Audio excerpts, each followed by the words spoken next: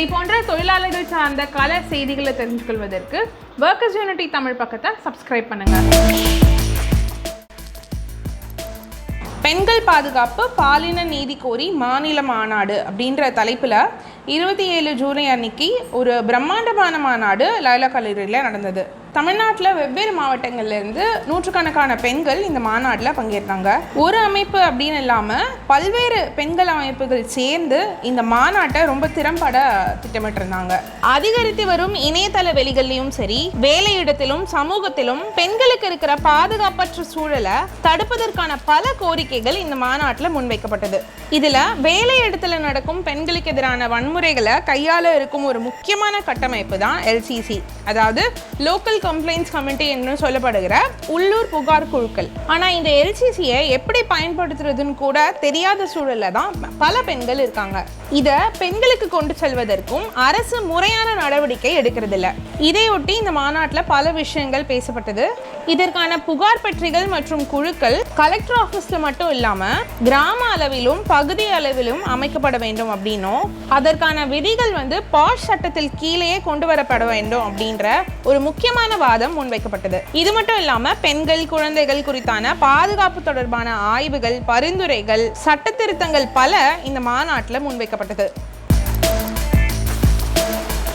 Chennai zone 5 zone 6 துப்புரவு பணி தனியார் மயப்படுத்துவதாக அரசு அறிவிச்சிருக்குது.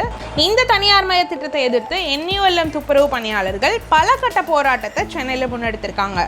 சுகாதார பணியாளர்கள் நிரந்தரப்படுத்தப்படுவார்கள் அப்படின்றது தான் திமுக அரசாங்கத்துடைய முக்கியமான தேர்தல் வாக்குறுதியாக இருந்தது. ஆனால் அதற்கு மாறாக கொண்டு வரப்பட்டிருக்கும் இந்த அவுட் சோர்சிங் திட்டம் அப்படின்றது இந்த துப்புரவு பணியாளர்களிடையே ஒரு பெரிய அதிருப்தியை ஏற்படுத்தியிருக்கு. LTUC AICCTU இணைப்பான உழைப்போர் உரிமை இயக்கத்தை சார்ந்த 5 துப்புரவு பணியாளர்கள் இந்த அவுட் சோர்சிங் முறையை எதிர்த்து கடந்த வெள்ளிக்கிழமையிலிருந்து காலவரையற்ற உண்ணாநிலை போராட்டத்தில் ஈடுபட்டிருக்காங்க. அதே போல CITU சார்ந்த செங்கொடி தொழிற்சங்கமும் ஜோன் ரீதியாக தொடர் முழக்க போராட்டத்தை நடத்தி வராங்க. மேலும் ஆகஸ்ட் 1ஆம் தேதி ரிப்பன் மாளிகையில் முற்றுகை போராட்டத்தையும் அறிவிச்சிருக்காங்க. கார்பரேஷனுக்கு கீழே இயங்கி கொண்டிருந்த பல ஜோனை ராம்கி, அர்பேசர், சுமித் ஆகிய தனியார் நிறுவனங்களுக்கு மாற்றி ஒட்டுமொத்தமாக தனியார் மயத்தை நோக்கி சென்று கொண்டிருக்கும் இந்த நகர்வு அப்படின்ற திமுக அரசுடைய சமூக நீதி கொள்கையை கேள்விக்குள்ளாக்குற மாதிரி தான் இருக்குது. பல்லாவரத்தில் 29 ஜூலை அன்று வாடகை கார் முறைகேட்டை எதிர்த்து ஆட்டோ கால் டாக்ஸி ஓட்டுநர்கள் போராட்டத்தில் ஈடுபட்டாங்க. 50க்கும் மேற்பட்ட சொந்த கார்களை முறைகேடாக வாடகைக்கு விடும் ஜோன் கார் தளத்தை எதிர்த்து ஆட்டோ ஓட்டுநர்கள் மற்றும் டாக்ஸி ஓட்டுநர்கள் இந்த போராட்டத்தை நடத்தினாங்க. பொது போக்குவரத்துக்கு ஒரு வாகனத்தை பயன்படுத்தணும்னா அதற்கான எல்லோ போர்ட் மற்றும் உரிமம் பெறுவது ரொம்ப அவசியமா இருக்குது.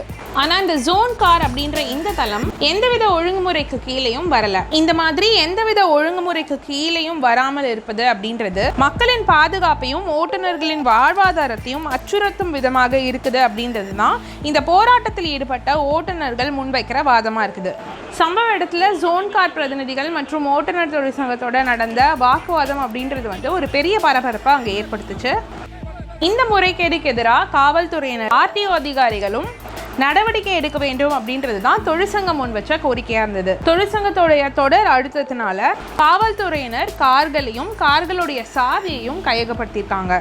அடுத்த கட்டமாக முறைப்படியாக RTO அதிகாரிகளிடம் இந்த வாகனம் ஒப்படைக்கப்படும் அப்படின்ற வாக்குறுதியையும் காவல்துறையினர் கொடுத்திருக்காங்க.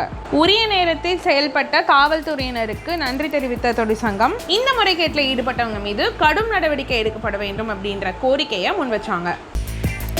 இதை போன்ற தொழிலாளர்கள் சார்ந்த கள செய்திகளை தெரிஞ்சுக்கொள்வதற்கு ஒர்க்கர்ஸ் யூனிட்டி தமிழ் பக்கத்தை சப்ஸ்கிரைப் பண்ணுங்க.